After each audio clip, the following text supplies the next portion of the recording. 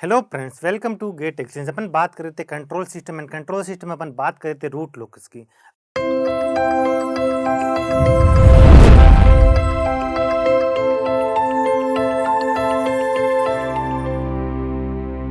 आज अपन root locus पे कुछ अच्छे क्वेश्चंस करने वाले हैं। तो आज अपन सबसे फर्स्ट ये वाला क्वेश्चन करने वाले हैं। ये क्वेश्चन मोस्ट इंपॉर्टेंट क्वेश्चन है, एक दो बार अपन के एग्जाम में भी आ चुका है।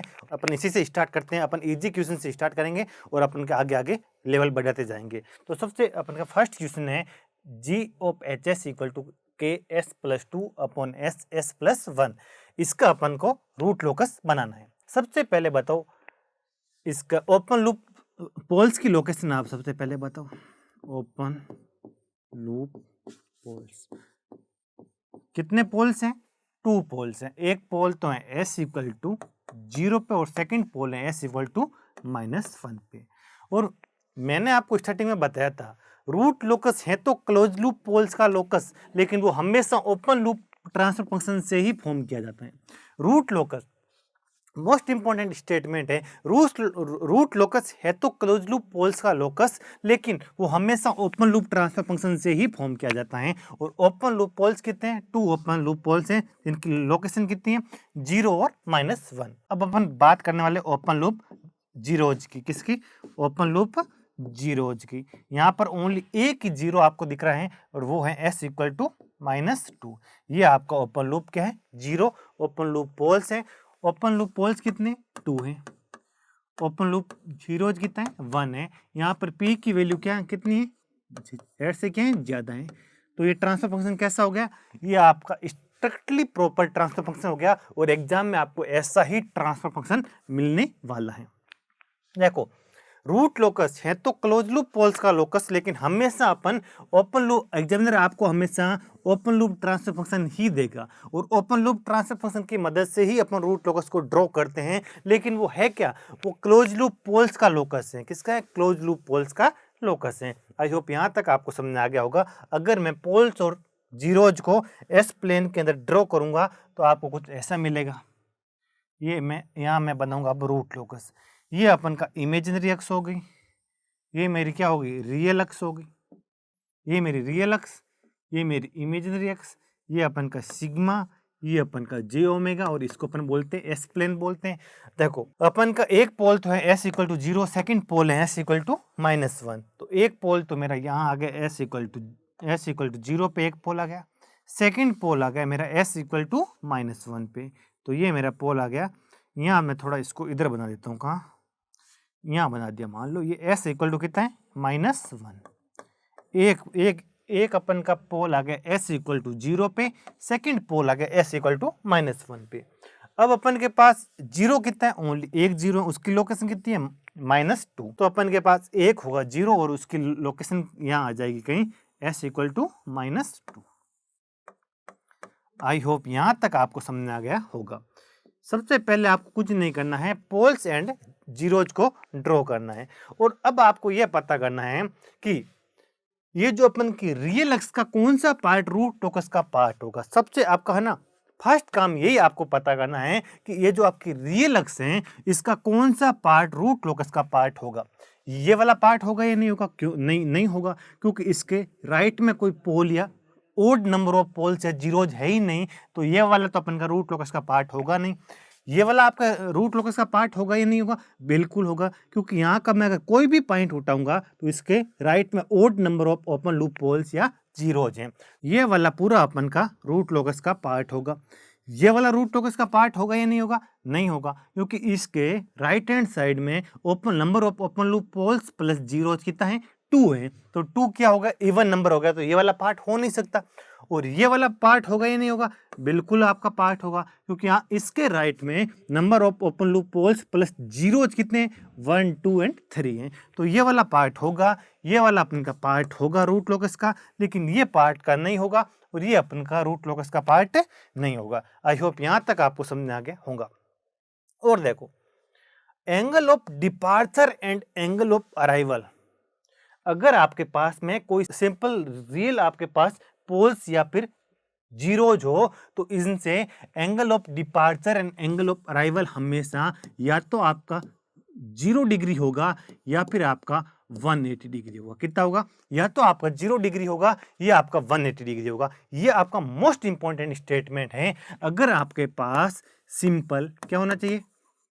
सिंपल, मल्टीपल नहीं होना चाहिए, ओनली सिंपल। ये जैसे ऐसे नहीं कि यहाँ मल्टीपल पोल आ जाए, मल्टीपल ओपन लूप पोल्स है, उस केस में ये वाला स्टेटमेंट करेक्ट नहीं होगा। और जब आपका सिंपल पोल हो, सिंपल जीरो हो, तो उससे एंगल ऑफ डिपार्चर की बात करो चाहे एंगल ऑफ अराइवल की बात करो, हमेशा या तो आपका 0 डिग्री होगा या आपका 180 डिग्री होगा। ये आपका मोस्ट इंपॉर्टेंट स्टेटमेंट है, आप लिख सकते हो। अगर आपके पास में सिंपल एंड क्या होना चाहिए? रियल, सिंपल एंड रियल, कोई भी पोल हो चाहे जीरो हो, उससे मैं अगर एंगल ऑफ डिपार्चर की बात करूं चाहे अराइवल की बात करूं, वो या तो आपका कितना होगा? 0 डिग्री होगा या आपका 180 डिग्री होगा। कितना होगा? प्लस माइनस 180 डिग्री होगा। ये आपका मोस्ट इंपॉर्टेंट कंडीशन है। ये मोस्ट इंपॉर्टेंट, सिंपल होना चाहिए, सिंपल होना चाहिए, रियल होना चाहिए, चाहे वो पोल हो चाहे जीरो हो, एंगल ऑफ डिपार्चर या एंगल ऑफ अराइवल कितना होगा? 0 या 180 डिग्री होगा। तो देखो ये आपका सिंपल है, बिल्कुल सिंपल है, रियल है, तो इसका एंगल ऑफ डिपार्चर कितना होगा? या तो आपका 0 होगा या 180 होगा। तो मेरे को बताओ कितना होगा? 0 होगा या 180 होगा? ये एंगल कितना हो जाएगा? 0 हो जाएगा। और ये एंगल आपका पॉजिटिव से पॉजिटिव रियल एक्स से कितना हो जाएगा? 180 हो जाएगा। लेकिन ये वाला अपन का रूट लोकस का पार्ट है ही नहीं, तो इस पोल से एंगल ऑफ डिपार्चर कितना होगा? 0 डिग्री होगा। कितना होगा? इससे रूट लोकस ब्रांच ऐसे जाएगी, यहां से एंगल ऑफ डिपार्चर कितना होगा? 0 डिग्री होगा। अगर ये मेरे रूट लोकस का पार्ट होता, ये वाला पार्ट अगर नहीं होता, तो इससे एंगल ऑफ डिपार्चर कितना होगा? 180 डिग्री होगा। मेरे को बताओ इस पोल से एंगल ऑफ डिपार्चर कितना होगा?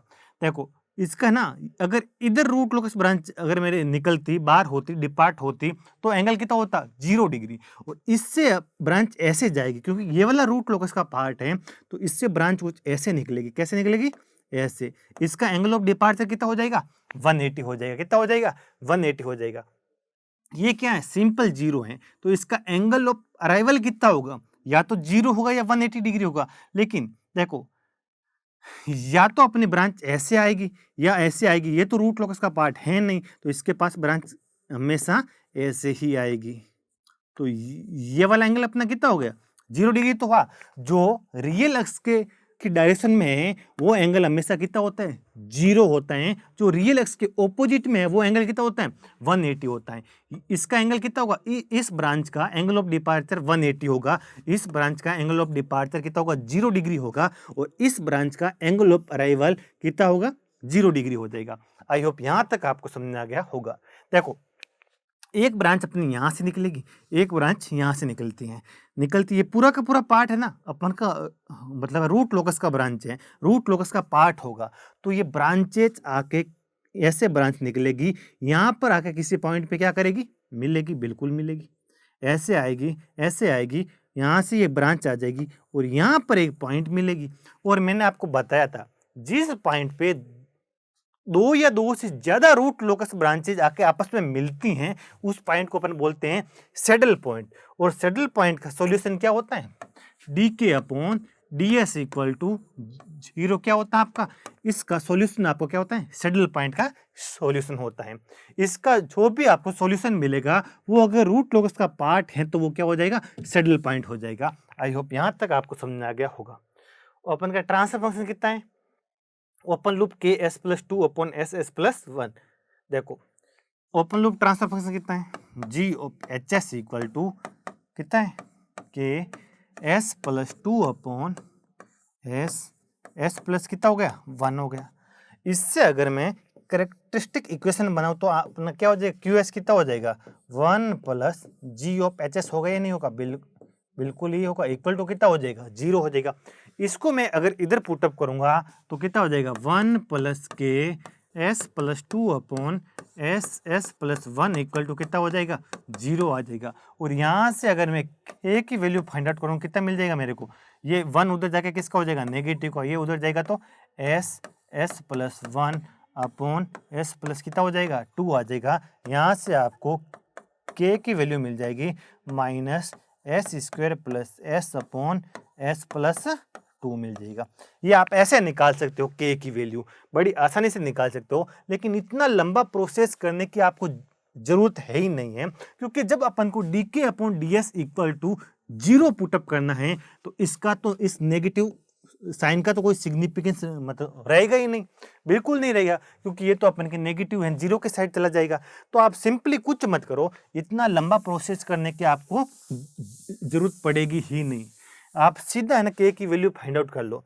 इसके इक्वलिटी में आप एज्यूम करके हमेशा ऐसे एज्यूम कर लो, 1 एज्यूम कर लो। कितना एज्यूम कर लो? 1 एज्यूम करके यहाँ से आप सिंपली आपको k की वैल्यू फाइंड आउट करनी है, तो ये ऊपर चला जाएगा तो कितना हो जाएगा? k equal to s plus 1 upon s plus 2। बस सिंपल सा एक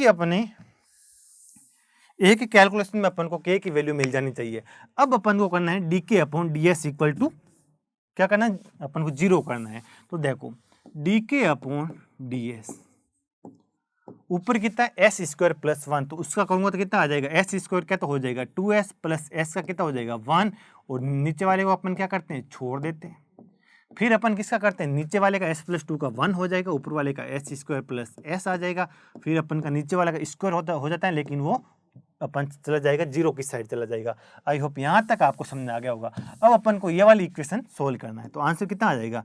2s square plus 4s plus s plus 2 minus S square minus S equal to 0 हो जाएगा।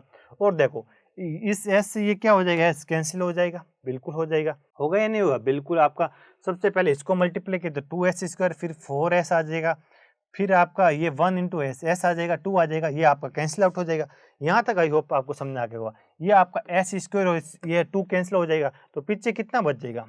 s square plus 4s plus 2 equal to 0 बचेगा। ये बचेगा या नहीं बचेगा? बिल्कुल। और इसका ये क्वाड्रिक इक्वेशन बन गई। इसका आंसर कितना होंगे? इसके कितने सॉल्यूशन होंगे? 2 सॉल्यूशन होंगे। वो क्या क्या होंगे? Minus B plus minus under root of B square minus 4ac। 4ac कितना हो जाएगा? 8 अपॉन 2a। तो 2a के आंसर कितना आ जाएगा? 2 आ जाएगा। सिंपल। ये होगा या नहीं होगा? बिल्कुल हो जाएगा। और इसको और सिंप्लीफाइड करेंगे तो आंसर कितना आ जाएगा? -2 प्लस माइनस ये कितना बचेगा? 8 बचेगा, जिसमें से 2 बार आ जाएगा, तो 2 प्लस माइनस √2 बचेगा। और √2 की वैल्यू समथिंग कितनी होती है? 1.4 के समथिंग कुछ होते हैं। कितने होते हैं? 1.4 कुछ होता है। तो s की वैल्यू कितनी मिल जाएगी अपन को? -2 प्लस माइनस 1.4, मतलब s की वैल्यू मिलेगी। अगर मैं प्लस लूंगा तो कितना मिल जाएगा? माइनस का 0.6, और जब मैं नेगेटिव लूंगा तो कितना मिल जाएगा? माइनस का 3.4। ये मेरे को मिला है dk upon ds equal to 0 का solution. dk upon ds equal to 0 का मिला सॉल्यूशन। ये अपन का सेटल पॉइंट हो भी सकता है, नहीं भी हो सकता है। कब हो सकता है? जब ये रूट लोकस पे मौजूद हो, रूट लोकस का पार्ट हो। तो मेरे को बताओ, सबसे पहले इस पॉइंट को अपन चेक करते हैं, ये पॉइंट रूट लोकस पे है या नहीं है। तो अपन देखते हैं। देखो ये 0, ये अपन का हो गया -1। तो आपको पता है या 0.6 कहीं इधर होगा या नहीं होगा? बिल्कुल इधर होगा। तो ये वाला तो आपका रूट लोकस का पार्ट है, तो ये वाला तो आपका सैडल पॉइंट होगा। और ये वाला सैडल पॉइंट कौन सा वाला हो जाएगा? ये वाला हो जाएगा। और इसकी वैल्यू कितनी है? s इक्वल टू -0.6 हो जाएगी। आई होप यहाँ तक आपको समझ आ गया होगा। सेकंड अपन का सैडल पॉइंट कौन सा होगा? -3.4। ये अपन का रूट लोकस का पार्ट है या नहीं है? बिल्कुल। ये अपन का 2 है, तो कहीं इधर होगा या नहीं होगा? बिल्कुल। एक अपन का सैडल पॉइंट कहीं इधर हो जाएगा, और उसकी वैल्यू कितनी मिलेगी? -3.4 मिलेगी। मिलेगी नहीं मिलेगी? बिल्कुल। आई होप यहाँ तक आपको समझ आ गया होगा। एक सैडल पॉइंट यहाँ मिल गया, एक सैडल पॉइंट इधर मिल गया, अपन को 2 सैडल पॉइंट मिल गए। आपको पता है जब आपके पास नंबर ऑफ पोल्स कितने हैं? 2 हैं, नंबर ऑफ जीरो कितना है? 1 है। तो एक रूट लोकस ब्रांच एसिम्प्टोट्स को फॉलो करती हुई इन्फिनिटी पे जाएगी, पक्का जाएगी, बिल्कुल जाएगी। और एंगल ऑफ एसिम्प्टोट्स कितना होगा? 180 डिग्री। कितना होगा? 180 डिग्री। मतलब एक रूट लोकस ब्रांच मेरे एसिम्प्टोट्स को फॉलो करती हुई पक्का इन्फिनिटी को जाएगी, मतलब इधर इसको जाना ही पड़ेगा। तो इसका मतलब क्या हुआ? ये रूट लोकस ब्रांच आई, यहाँ पर आके मीट हुई, और यहाँ पर मिलने के बाद ये ऐसे एक दूसरे से डिपार्ट होकर यहाँ पर आके मिलेगी, क्योंकि ये वाला पॉइंट भी क्या है? सैडल पॉइंट है। कौन सा पॉइंट है? सैडल पॉइंट है। तो एक रूट लोकस ब्रांच वहां से निकल गई, एक रूट लोकस ब्रांच इधर से अपन के निकल गई। और एक ब्रांच तो इधर चली गई अपन के पास 0 के पास, और एक अपन की एसिम्पटोट्स को फॉलो करती हुई। एसिम्पटोट्स का एंगल कितना है, जब एक हो तो एसिम्पटोट्स का एंगल अपन का 180 डिग्री होता है, और इसको फॉलो करती हुई इन्फिनिटी। यहाँ पर अपना एक क्या होगा, वर्चुअल क्या होगा, 0 होगा। कहाँ पर, एट इन्फिनिटी। और इसके लिए अपन की k की वैल्यू कितनी होगी, इन्फिनिटी। और इसके लिए अपन की k की वैल्यू कितनी होगी, इन्फिनिटी। यहाँ पर अपन के पास क्या होगी, k की वैल्यू 0। इधर अपन के पास k की वैल्यू क्या होगी, 0 होगी। आई होप यहाँ तक आपको समझ आ गया होगा। यहाँ पर ये देखना है कि अगर एक है तो एक है ना 180 डिग्री की एसिम्पटोट्स को फॉलो करता हुआ इन्फिनिटी तक जाएगा, और इन्फिनिटी तक जाएगा तो यही है 180 डिग्री के एसिम्पटोट्स को फॉलो करते हुए। और ये अपन का रूट लोकस का पार्ट भी है, क्योंकि इसके राइट हैंड साइड में ओड नंबर ऑफ पोल्स हैं, तो पोल्स एंड कितना है, पोल्स एंड 0 हो जाए। तो ये आई होप यहाँ तक आपको समझ आ गया होगा। अब आप इस पॉइंट के लिए k की वैल्यू बड़ी आसानी से फाइंड आउट कर सकते हो। क्या इस पॉइंट के लिए आप k की वैल्यू बड़ी आसानी से फाइंड आउट कर सकते हो।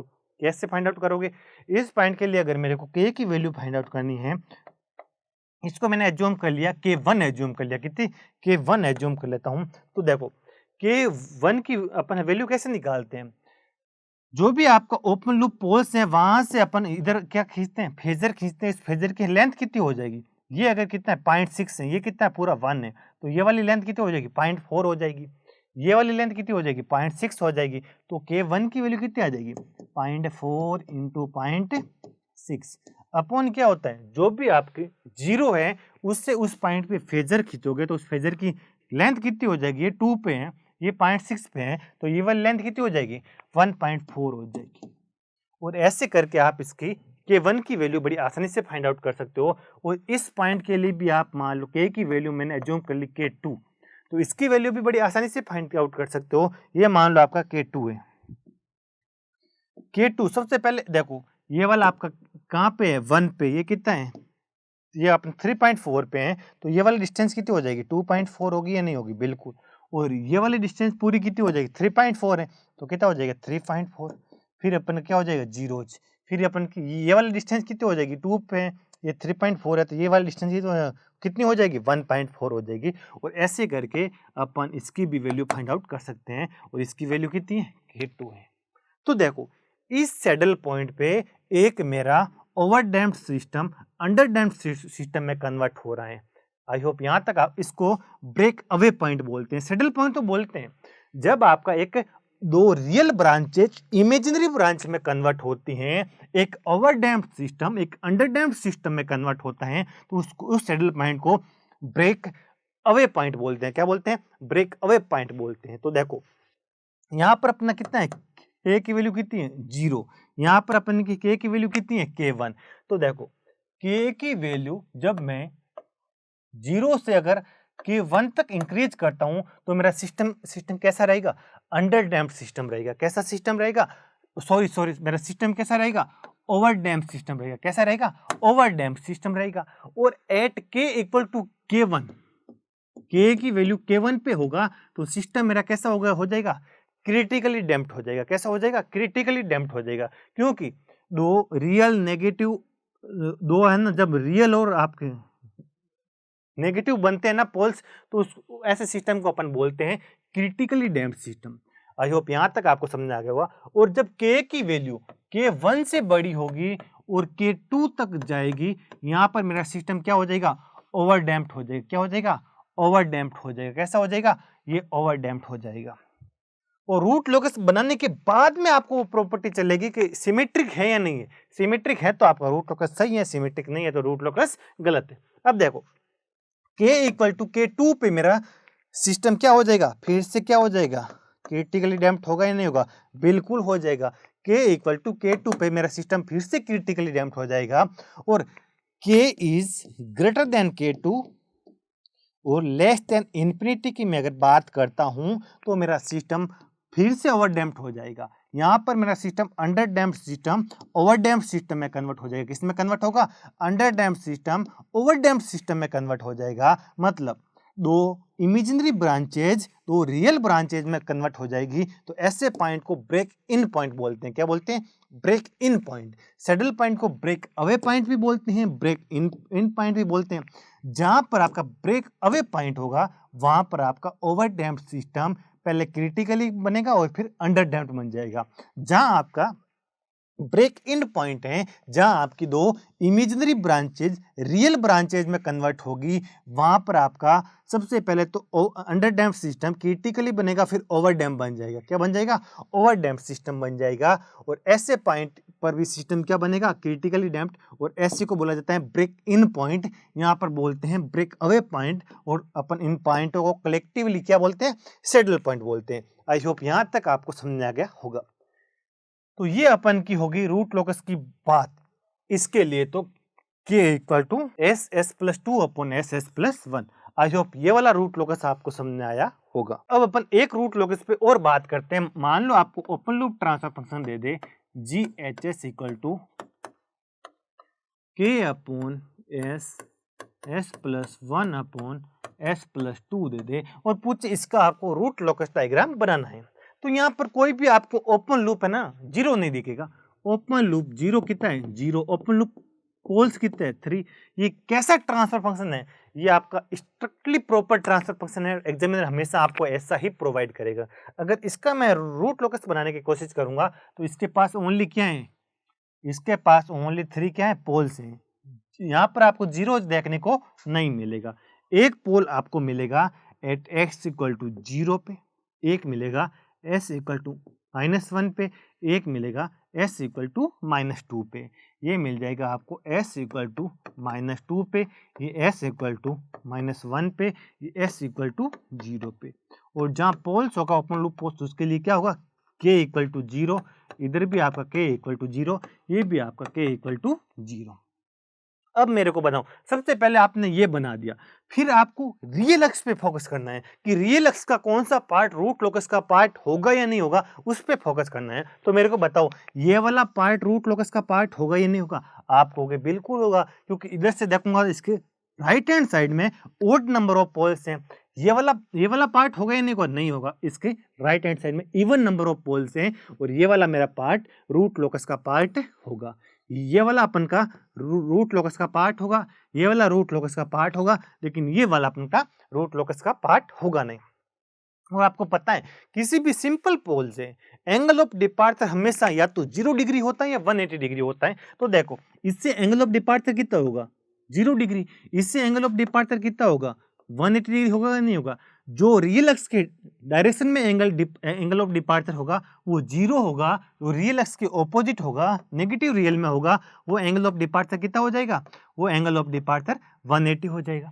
इसका एंगल ऑफ डिपार्चर कितना होगा? इसका एंगल ऑफ डिपार्चर आपका 180 होगा ही नहीं होगा? बिल्कुल होगा, क्योंकि ये नेगेटिव रियल एक्स में है। बिल्कुल इसका एंगल ऑफ डिपार्चर कितना हो जाएगा? 180 हो जाएगा। आई होप यहां तक आपको समझ आ गया होगा। अब देखो सबसे पहले मैं बात करने वाला हूं सैडल पॉइंट की, क्योंकि यहां से एंगल ऑफ डिपार्चर कितना है? 0 180। तो ये ब्रांचेज आके कहीं ना कहीं तो मिलेगी, क्योंकि ये पूरा का पूरा पोर्शन अपन का रूट लोकस का पोर्शन है। तो कहीं तक ये ब्रांच ये वाली ब्रांच आएगी और यहाँ तक आ गई मान लो, और ये ब्रांच भी आएगी, एक जगह कहीं ना कहीं मीटअप तो करेगी, बिल्कुल करेगी। तो यहाँ पर अपन का एक सैडल पॉइंट एग्जिस्ट करेगा, बिल्कुल एग्जिस्ट करेगा। तो अपन यहाँ से सैडल पॉइंट की वैल्यू फाइंड आउट करते हैं। मैंने आपको बताया था सैडल पॉइंट की वैल्यू फाइंड आउट करने के लिए इक्वलिटी में कुछ मत करो, कितना पुटअप कर दो? 1 पुटअप कर दो और उसको उधर ले जाओ। तो कितना हो जाएगा? S plus 1 into S plus 2 हो जाएगा या नहीं हो जाएगा? बिल्कुल हो जाएगा। इक्वल टू ये आपका हो गया के हो गया। तो इसको थोड़ा और सिंप्लीफाई करें तो कितना हो जाएगा? S square plus 3s plus कितना हो जाएगा? 2 होगा या नहीं होगा? बिल्कुल होगा। देखो s और 2s और इसको और मल्टीप्लाई करूँ कितना हो जाएगा?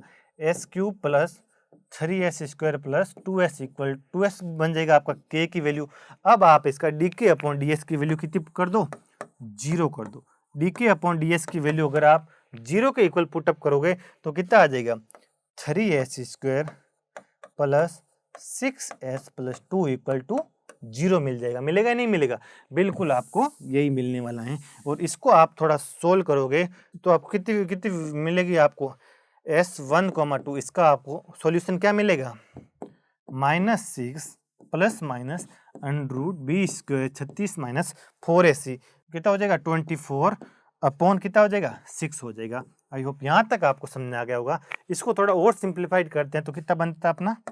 -6 प्लस माइनस √24/6। आप इसको सोल्व करके देखो कौन कौन सा आंसर आ रहा है। आप जब इसको है ना सोल्व करोगे तो आपको एक सॉल्यूशन मिलेगा 0.42 और एक आपको सॉल्यूशन मिलेगा -1.58 मिलेगा। कितना मिलेगा? 1.58 मिलेगा। ये आपको सॉल्यूशन मिलेगा। एक मिलेगा -0.42, एक मिलेगा -1.58। अब आपको ये देखना है dk/ds का सॉल्यूशन, ये कोई जरूरी नहीं कि वो सैडल पॉइंट होगा ही होगा। dk/ds का ओनली वो पॉइंट जो रूट लोकस पे हैं वो आपका सैडल पॉइंट में होगा। अब अगर इनको मैं अगर इन पॉइंट को अगर मैं देखूं, देखो एक तो था -0.42 कितना, वो तो कहीं आपका इधर एग्जिस्ट करेगा बिल्कुल, वो तो s = -0.42 इधर एग्जिस्ट करेगा और वो क्या होगा? सैडल पॉइंट होगा, क्योंकि एक ब्रांच इधर तक आएगी, ये ब्रांच यहाँ आएगी, आपस में मिलेगी तो ये क्या हो जाएगा? सैडल पॉइंट हो जाएगा। और एक अपन का सॉल्यूशन मिल रहा है -1.58। तो देखो -1.58 आपका कहीं इधर होगा, होगा या नहीं होगा? बिल्कुल। लेकिन ये रूट लोकस का पार्ट है ही नहीं, क्योंकि रूट लोकस का पार्ट ये और ओनली ये वाला ही है। ये वाला रूट लोकस का पार्ट है नहीं, तो आपका ये वाला सॉल्यूशन रूट लोकस का पार्ट है नहीं, तो ये वाला सॉल्यूशन आपका सैडल पॉइंट भी नहीं है। तो ये वाला आपका सैडल पॉइंट भी नहीं है, ये आपका क्या हो जाएगा? सैडल पॉइंट हो जाएगा। आई होप यहाँ तक आपको समझ में आ गया होगा। ये वाला आपका सैडल पॉइंट भी होगा। अब देखो कितने पास आपके पास पोल्स कितने हैं? 3 पोल्स हैं। जीरो कितना है? जीरो है ही नहीं। तो ये तीनों की तीनों रूट लोकस ब्रांच से इन्फिनिटी पे जाएगी। क्या पर जाएगी? इन्फिनिटी पे। असिम्प्टोट्स को फॉलो करते हुए, किसको? असिम्प्टोट्स को फॉलो करते हुए जब आपकी p - z की वैल्यू कितनी होती थी? 3 होती थी, तो एंगल ऑफ असिम्प्टोट्स होता था, आपको पता है मैंने बताया था 60 डिग्री, 180 डिग्री एंड 300 डिग्री। यही तो होता था, बिल्कुल होता था। ये एंगल ऑफ असिम्प्टोट्स हो जाएगा। और मैंने ये बताया था कि तीनों के तीनों असिम्प्टोट्स रियल एक्सिस पे किसी एक पॉइंट पे मिलेगी और उस पॉइंट को अपन बोलते हैं सेंट्रोइड बोलते हैं। सेंट्रोइड का अगर मेरे को लोकेशन चाहिए तो सेंट्रोइड की लोकेशन अपन निकालते कैसे? सेंट्रोइड की लोकेशन निकालते हैं summation of real parts of poles minus summation of real parts of zeros upon क्या कर देते? p - z। यहाँ पर आपके पास कोई जीरो है ही नहीं, तो ये तो आपका चला गया।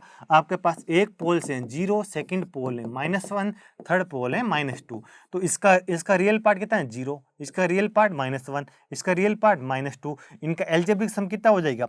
-3 हो जाएगा। अपॉन कितना होता है? p - z कितना है? 3 है। तो -3/3 की वैल्यू कितनी मिल जाएगी? -1 मिल जाएगी। यहाँ पर आपका सेंट्रोइड कितना मिलेगा? -1 मिल जाएगा। यहाँ सेंट्रोइड का, तो सेंट्रोइड कहीं इधर एग्जिस्ट करेगा, कहाँ पर? -1 पे। और एंगल ऑफ असिम्प्टोट्स कितना है? 60, 180 एंड 300। तो देखो एक असिम्प्टोट्स आपकी कुछ ऐसे जाएगी 60 डिग्री पे, इन्फिनिटी पे जाएगी। एक आपकी ये चली जाएगी इधर 180, और आपको पता है इसका एंगल ऑफ डिपार्चर कितना है? 180 है। तो ये आप इसको 180 वाली को फॉलो करते करते इन्फिनिटी पे चला जाएगा। और यहाँ एक क्या हो जाएगा? वर्चुअल जीरो के इन्फिनिटी, और ये आप इन्फिनिटी पे एक क्या मिल जाएगा? वर्चुअल जीरो मिल जाएगा। और एक एंगल आपको मिलेगा 300 डिग्री पे। कितने पे मिलेगा? 300 डिग्री पे। ये आप ऐसे काउंट करोगे ना, तो देखो ये कितना हो जाएगा? 90, ये कितना हो जाएगा? 180, ये 270 और 270 और ये कितना हो जाएगा? 30 डिग्री। तो एक असिम्प्टोट्स का एंगल कितना हो जाएगा?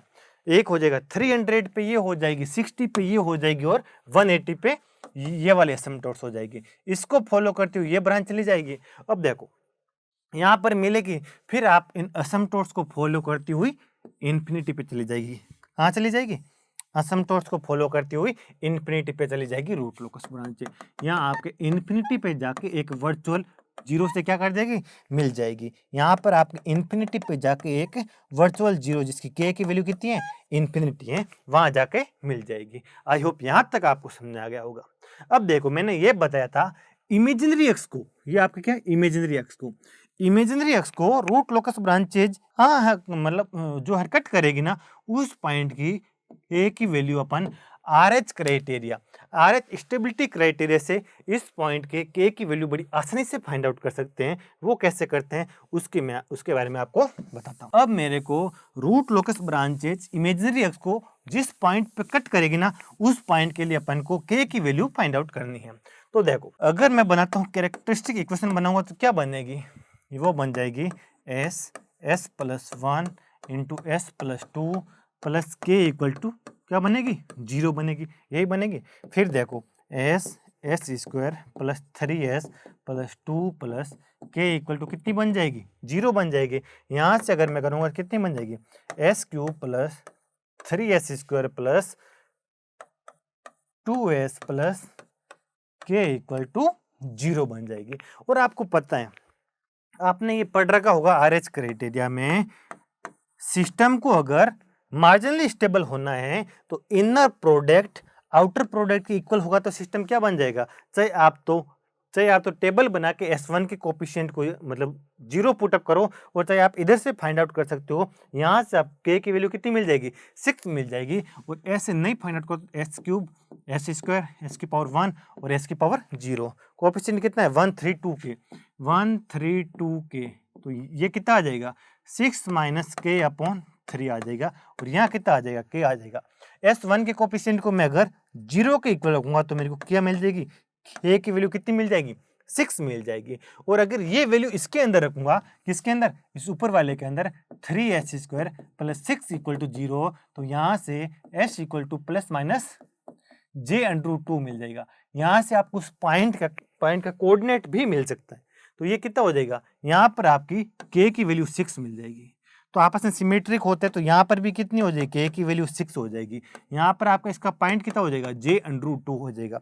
ये पॉइंट कितना हो जाएगा, ये हो जाएगा माइनस j अंडर 2 हो जाएगा। कितना हो जाएगा, माइनस j अंडर 2 हो जाएगा। तो देखो और इस पॉइंट के लिए आप भी के की वैल्यू बड़ी आसानी से फाइंड आउट कर सकते हो। मान लो ये आपका हो गया k1 हो गया, तो देखो मेरे को k1 हो गया, k1 की वैल्यू फाइंड आउट करनी है। तो मैंने ये बताया था कि product of length of phasor drawn from on all open loop poles to that location, आपको ये बताया था। अपॉन में ये बताया था product of length of phasor drawn from all open loop zero to that point. यहाँ पर कोई जीरो है ही नहीं, तो जब एक भी अगर आपके पास जीरो नहीं होता है तो आप नीचे कितना एज्यूम करोगे, 1 एज्यूम कर लेना। कितना एज्यूम करना, 1 एज्यूम कर लेना।